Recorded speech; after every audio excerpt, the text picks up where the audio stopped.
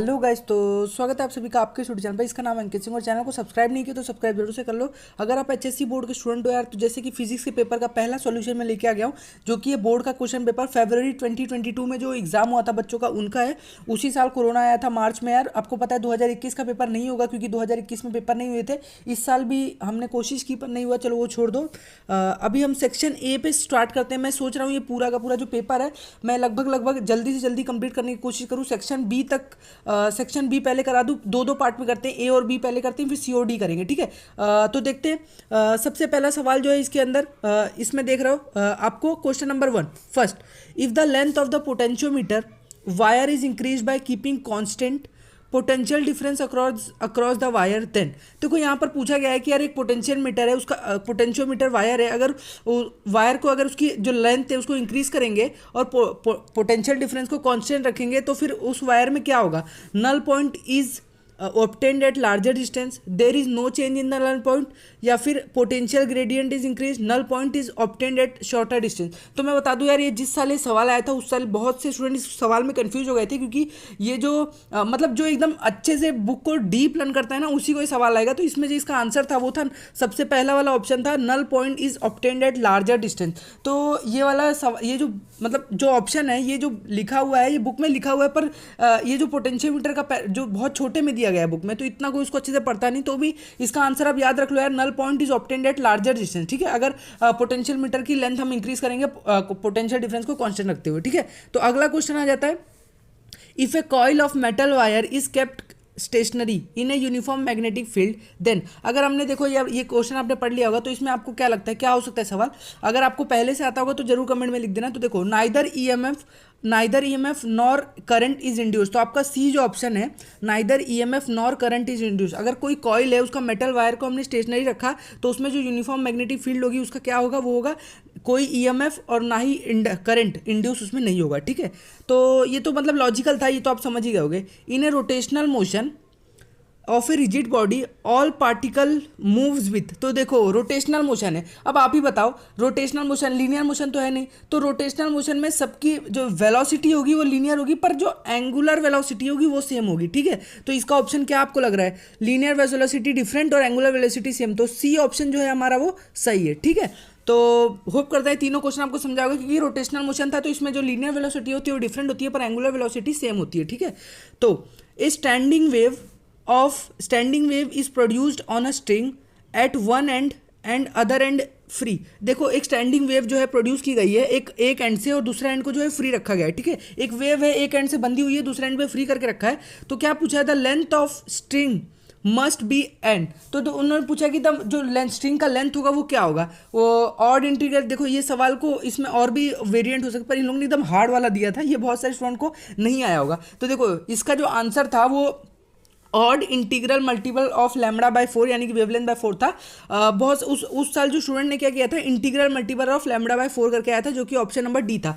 फिर बाद में जब आंसर्स आए तब पता चला कि इसका आंसर ऑड इंटीग्रल है, जो कि आपको टेक्स्ट बुक में आप देख लोगे, ठीक है। अगला आता है, ये तो देखो ये तो सवाल मतलब तुक्का ही लगाना था, ये कोई पढ़ के गया होगा, ऐसा हो ही नहीं सकता। तो आंसर क्वेश्चन है, हेरेफ्टाइट आयोडोसल्फेट और quinine is used in the production of, तो ये पूछा था ये किसके प्रोडक्शन में यूज होता है। तो मैं आपको बता दूं यार, ये जो हेरेफाइट है ये एक आयोडोक्यूनिन सल्फेट है, इसको बोलते हैं हेरोफाइट को ही। तो ये जो है यार एक केमिकल कंपाउंड है जो कि डाइक्लोरिक है, ठीक है। तो ये मतलब ये यूज होता है यार लाइट पोलराइज करने में, तो इसलिए इसका जो आंसर था वो था पोलराइड्स, ठीक है। तो आप समझ गए होंगे, एक्सप्लेनेशन भी दिया है मैंने कि ये जो मतलब डाइकोरिक है, तो ये यूज़ होता है लाइट पोलराइजिंग करने में, तो इसलिए इसको पोलराइड से is used in the production of polaroids, ठीक है। तो अगला सवाल आ जाता है, a diffraction pattern is obtained by making blue light incident on a narrow slit. If blue light is replaced by red light, then the diffraction bandwidth, अगर blue light को हम रिप्लेस कर देते हैं रेड लाइट से तो क्या हो जाएगा। तो देखो यार, ब्लू लाइट को जब आप रेड लाइट से डिस्प्ले करोगे ना ब्लू लाइट, तो क्या होता है, ब्लू लाइट से ना और मोटी मतलब मोटा हो जाता है, जिससे वो ब्रॉडर दिखने लगता है और बड़ा दिखने लगता है। तो आपका आंसर जो होगा वो होगा बी, बिकम ब्रॉडर। तो मैं आपको एक बात बता दूं स्टूडेंट, आप जब आंसर लिखोगे आपको कुछ और लिखने की जरूरत नहीं, ऑप्शन और आंसर यही लिखना है, ठीक है। ऑप्शन के साथ जैसे बी ऑप्शन है तो आपको बी लिखना है, फिर लिखना है बिकम ब्रॉडर, ठीक है। Two droplet coalesce in a single drop in this process. तो आपको बता दूं यार इस प्रोसेस में क्या होता है। देखो पहले बहुत सारे स्टूडेंट बोलेंगे कि जब दो ड्रॉपलेट को एक सिंगल ड्रॉप में अगर वो कोलियस किया जाएगा तो इस प्रोसेस मतलब इस प्रोसेस में क्या होता है, लिबरेट होता है, एनर्जी ऑब्जर्व होती है, कोई चेंज नहीं आता, या फिर मास होता है एनर्जी में कन्वर्ट होता है। तो देखो यार ये आपको सवाल बुक में भी मिल जाएगा जिसमें लिखा हुआ है यार, बुक में ये मैंने पढ़ा था कि जब नंबर ऑफ लिक्विड ड्रॉपलेट जब मर्ज होते हैं सिंगल ड्रॉप बनने के लिए तो सरफेस एरिया जो है, मैं एक बार आपको ब्लैक बोर्ड पे लेके चल के बताता हूँ जिससे आपको अच्छा समझेगा। देखो आपकी जो कौन सा सवाल नंबर है, ये आपका शायद 7 सवाल नंबर है, जिसमें मैं बता दूं आपको कि यहाँ पर आपका सरफेस एरिया जो है हमारा डिक्रीज होता है। सरफेस एरिया डिक्रीज होता है तो सरफेस एनर्जी भी डिक्रीज होती है। सरफेस एनर्जी डिक्रीज होती है, टेम्परेचर ऑफ लिक्विड जो है वो इंक्रीज होता है। ठीक है, जब टेम्परेचर ऑफ लिक्विड इंक्रीज होगा तो एनर्जी जो होगी वो लिबरेट होगी। ठीक है, एनर्जी जो होगी वो लिबरेट होगी। तो आपका इसका आंसर क्या होगा, एनर्जी इज लिबरेटेड। तो 7th का ऑप्शन देख लेते हैं, एनर्जी लिबरेट हो रही है कि नहीं हो रही है। ऑप्शन हाँ, पहला ही ऑप्शन जो है आपका राइट है, ए, एनर्जी इज लिबरेटेड। अगले सवाल पे चलते हैं फटाफट, ज़्यादा टाइम नहीं लेंगे। In hydrogen atom electron jump from third orbit to first orbit. देखो हाइड्रोजन एटम में इलेक्ट्रॉन जो है थर्ड ऑर्बिट से फर्स्ट ऑर्बिट में आ जाए तो चेंज इन एंगुलर मोमेंटम क्या होगा। तो ये सवाल को थोड़ा कैलकुलेट करना पड़ेगा आपको, बोर्ड एग्जाम में कैलकुलेट करके नहीं देना है। ठीक है, आपको खुद से कैलकुलेट करना है, उसका आंसर निकाल लेना है। ठीक है, तो देखो पहली बात तो एंगुलर मोमेंटम होता क्या है मैं आपको बता दूं। एंगुलर मोमेंटम का formula, angular momentum is equal to NH/2 pi. ये हो गया हमारा एंगुलर मोमेंटम। तो अभी उन्होंने क्या बोला है, जब एक एंगुलर मोमेंटम ऑफ कौन से इसका पूछा है, थर्ड ऑर्बिट का पूछा है ना। तो देखो सबसे पहले आप क्या निकालोगे, angular momentum of third orbit. ठीक है, एंगुलर मोमेंटम ऑफ थर्ड वाले का तो कैसे लिखोगे, तो n जो होगा हमारा 3 होगा, 3h/2 पाई। ठीक है, और चेंज इन एंगुलर मोमेंटम बोला है ना। फिर एंगुलर मोमेंटम ऑफ फर्स्ट, तो फर्स्ट का क्या होगा 1h/2 पाई। तो इनका चेंज क्या हो जाएगा, तो a angular momentum is equal to 3h/2 pi minus h/2 pi, minus है। ठीक है, माइनस, ओके। अब यहाँ पर क्या हो जाएगा, 3h/2 पाई माइनस h/2 पाई कितना हो गया, तो एंगुलर मोमेंटम जो हमारा हो जाएगा वो हो जाएगा 2h/2 पाई, यानी कि h/पाई। अब आपको देखो h की वैल्यू भी आपको सबसे ऊपर जो है आपका बॉक्स दिया होगा उसमें दिया होता है। तो h की वैल्यू जो होगी हमारी होगी 6.6 इंटू 10⁻³ और नीचे जो हमारा पाई है, पाई की वैल्यू कितनी है 3.14। तो इनको निकालना पड़ेगा, एक बार इनको भी निकाल ही लेते हैं, आपको एग्जैक्ट आंसर भी बता देते हैं। तो देखो हमारा आंसर आ रहा है कि एंगुलर मोमेंटम जो है हमारा, एंगुलर मोमेंटम वो आ रहा है h/पाई। तो h हमारा होता है 6.63 इंटू 10⁻34। ठीक है, क्या पापा, हाँ तो पाई की वैल्यू होगी हमारी 3.142 समथिंग। तो ये 1 जा ये 2 जा कट जाएगा, आपको भी दिख रहा है। तो हमारी एंगुलर मोमेंटम जो लगभग निकल के आएगी वो ये 2.01 लगभग 10⁻³ जूल पर सेकंड। तो ये हमारी लगभग आंसर आ रही है। तो देख लेते हैं, ऑप्शन चेक कर लिया जाए, ऑप्शन में किसी में है भी या नहीं। तो हमारी ऑप्शन 1 जो दिख रहा है 1.05, ये तो नहीं होगा। बी दिख रहा है 2.11, ये हो सकता है। सी ऑप्शन 3.16, तो देखो तो 2 ही ऑप्शन जो हमारा सही होगा, बी ऑप्शन जो हमारा राइट है। अगला है fixed volume of ion is drawn into wire of length L, तो the extension x produce in the wire is constant. तो इसका आंसर आप सीधा बुक में देख सकते हो यार, बुक में इसका आंसर L² दिया हुआ है। ठीक है, तो इसका आंसर हो गया हमारा L²। अगला आता है to tuning fork of having frequency for 450 hertz and for 454 hertz respectively, on sounding this fork together the time interval between two successive intensities will be। तो देखो यार ये तो एक सिंपल सा फॉर्मूला पे सवाल आ गया है। तो जो हमारी टाइम इंटरवल का फॉर्मूला क्या आता है, इसमें आपको याद होगा, तो मैं आपको टाइम इंटर का फॉर्मूला बता देता हूँ। टाइम इंटरवल का जो हमारा फॉर्मूला होता है वो होता है 1/n1 माइनस N2। यहाँ पर कुछ लोग ये गलती कर देंगे, N2 माइनस N1 लिख देंगे, तो उसमें उनको प्रॉब्लम, पर आंसर लगभग उनका सेम ही आएगा। तो कितना आ जाएगा, कितना आने वाला है, कितना 454 दिया है ना, 454 माइनस 450। ठीक है, तो ये कितना हो जाएगा 1/4 सेकेंड्स। तो ये हमारा आंसर कितना आ गया 1/4 सेकेंड्स। तो देख लेते हैं एक बार, इधर देखते हैं। हाँ तो देख लो, पहला ही ऑप्शन जो है हमारा 1/4 सेकेंड है। ठीक है, तो आपको ये फॉर्मूला अगर याद होगा तो आप आराम से कर लोगे। अगला रहता है क्वेश्चन नंबर 2 पे, जिसमें हमारा सबसे पहला सवाल है what is ordination in communication system. तो ऑर्डिनेशन क्या होता है, तो देखो यार मैं आपको बता दूं, एक ऑर्डिनेशन कुछ भी नहीं होता यार। अगर इसमें मैं सीधा बुक के डेफिनेशन से बताऊँ तो क्या होता है, द लॉस और reduction of a strength signal, जिसमें हम क्या है किसी भी मीडियम प्रोपोगेटिंग करने के लिए हमको आसानी होती है। देखो, द लॉस और reduction of a strength of A signal while propagating through a medium is an, मतलब एक मीडियम में प्रोपोगेट करने को हम ऑर्टिनेशन कहते हैं। ठीक है, तो अगला आता है आइसोथर्मल प्रोसेस। बहुत ईजी सवाल है यार। आइसोथर्मल प्रोसेस क्या होता है? आइसोथर्मल प्रोसेस यार मैं आपको बता दूं, जिसमें हमारी टेम्परेचर जो होता है कांस्टेंट होता है, जिसमें हम टेम्परेचर को फिक्स रखते हैं। तो आइसोथर्मल, ये सेकंड ऑप्शन क्या होगा, जिसमें टेम्परेचर कांस्टेंट होता है। तो आप लिखोगे टेम्परेचर कांस्टेंट या फिर temperature is fixed, is kept fixed, यानी कि टेम्परेचर जो होगा हमारा फिक्स रहेगा। ठीक है, तो ये हो गया हमारा आंसर सेकंड का। तो बहुत आसान सवाल आया था। अगला आता है what does the negative sign indicate in lens law. तो आप लोग को लेंस लॉ जैसे कि पता है, तो लेंस लॉ में आपको क्या लगता है क्या इंडिकेट करता है हमारा नेगेटिव साइन? तो देखो, ये सवाल तो आसान पूछ लेता है क्योंकि हर स्टूडेंट को लेंस लॉ पता होता है। तो देखो, नेगेटिव लॉ क्या इंडिकेट देता है कि इंड्यूस ईएमएफ जो होता है, इंड्यूस्ड थर्ड सवाल है, इंड्यूस्ड ईएमएफ जो होता है वो अपोज करता है, अपोज आपको लिख के बताना होगा क्योंकि ये आपको आंसर द फॉलोइंग है, oppose change in magnetic flux. ठीक है, ये नेगेटिव साइन इंडिकेट करता है, ये नहीं है कि कुछ उसमें डायरेक्शन है, ये अपोज करता है कि हम जो फ्लक्स है वो नहीं होना चाहिए। ठीक है, तो ये आपको नेगेटिव साइन इंडिकेट करता है। तो मैंने लिख के भी बता दिया आराम से। अगला आता है डिफाइन यूनिफॉर्म सर्कुलर मोशन। अब ये लिख के नहीं बताऊंगा यार, आपको पता है यूनिफॉर्म सर्कुलर मोशन जिसमें स्पीड जो होती है वो कांस्टेंट होती है। ठीक है, तो समझ गए होगे। अगला होता है, तो आप इस तरीके से बोल दोगे the motion of a particle in which along the circumference in which the there is constant speed is called uniform circular motion. एक मार्क पक्का हो जाएगा। ठीक है, एट व्हाट पोजीशन, अगला सवाल चलते हैं, at what position the total energy of a particle executing linear SHM is purely potential. तो देखो यार, कोई पार्टिकल जब लीनियर एसएचएम परफॉर्म कर रहा होता है तो एक्सट्रीम पोजीशन पे, तो इसको लिख के बता देता हूँ यार, अच्छा सवाल है। तो कब उनकी जो उन्होंने क्या पूछा है, कब जो होता है हमारा लीनियर एसएचएम, जो कभी टोटल एनर्जी ऑफ पार्टिकल है, कब जो है प्योरली पोटेंशियल एनर्जी हो जाता है। तो देखो, प्योरली पोटेंशियल कब होता है, टोटल कब प्योरली पोटेंशियल होता है, जब हम होते हैं एक्सट्रीम पे, जहाँ काइनेटिक एनर्जी जो होती है पूरी जीरो हो जाती है एक्सट्रीम पोजीशन पे। ठीक है, तो ये देखो। ठीक है, अगला अब हमको फिर चलते हैं नेक्स्ट सवाल पे। ठीक है, तो समझ गया होगा एक्सट्रीम पोजीशन। अगला आ जाता है state the name of visible series in hydrogen spectrum. तो हाइड्रोजन स्पेक्ट्रम में विजिबल सीरीज किसकी होती है? बाल्मर की। तो ये बात आपको याद रखनी होगी। आपको जो ब्लू बॉक्स, आपके जो बुक में, टेक्स्ट बुक में ब्लू बॉक्स होगा, याद करके जाओ। बाल्मर सीरीज में जो होता है हमको जो विजिबल सीरीज मिलती है। ठीक है, अगली रहती है एट वॉट हाइट। ठीक है, at what height the acceleration due to gravity is 25% और at the surface of earth in term of radius of earth. तो कब जो होता है हमारी जो एक्सेलरेशन ड्यू टू ग्रेविटी होती है वो 25% हो जाती है of that of surface of earth in terms of radius of earth. तो कब होती है? जब हमारा हाइट जो होता है, जब कब होती है हमारा, तो मैं आपको इजीली बता देता हूँ यार। एक सेकेंड रुकना, देखता हूँ। ये देखो, गैलरी, वेट एक सेकेंड।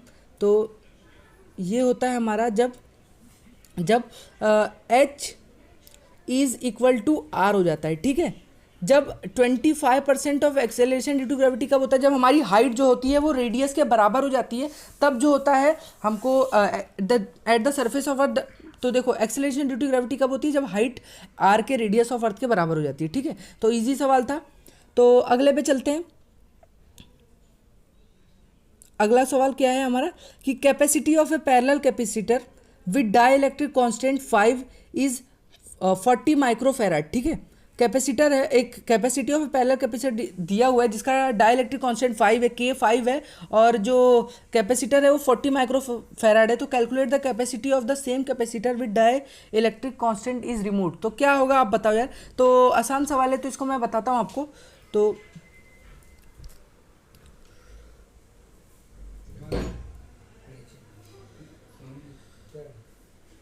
तो क्वेश्चन नंबर 10 जो है, the photo electric work function of for a metal surface. तो photo electric work function metal surface का दिया है 3.84 इंटू 10⁻⁻19 जूल।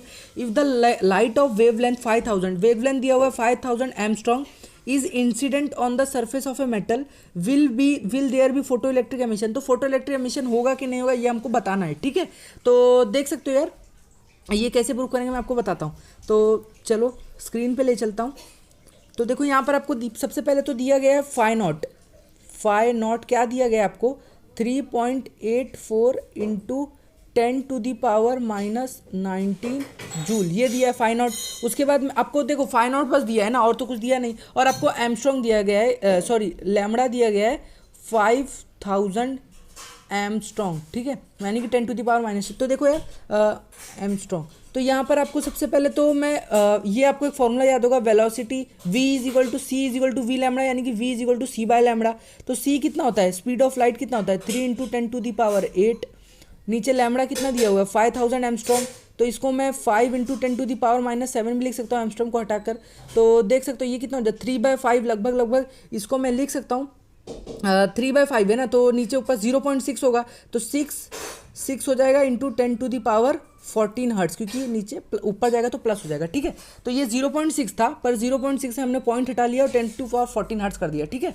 तो ये हो गया। अब हमारा अगला आता है V0 = sign not into H. तो ये कितना हो जाएगा V0 साइन नॉट कितना है 3.84 इंटू 10⁻⁻19, और हमारा एच जो है, एच हमारी वैल्यू कितनी होती है 6.63 इंटू 10⁻34। तो ये लगभग हमारा आंसर यार लगभग कितना निकल के आएगा, ये 5.7 निकल के आता है, 5.7 इंटू 10⁻14 हर्ट्स। तो यहाँ पर आपको देख सकते हो V की वैल्यू जो है ग्रेटर देन V0 से है, तो यहाँ पर photo electric emission is possible. तो आप लिख दोगे photo electric emission is possible. तो आसान सवाल था यार, इसमें इतना ही बताना था कैलकुलेट करके। तो जो आपकी V0 निकालोगे, अगर V0 की वैल्यू कम आती तो फोटो इलेक्ट्रिक एमिशन, V0 की वैल्यू ज़्यादा आती तो फोटो इलेक्ट्रिक एमिशन नहीं हो पाता, ठीक है।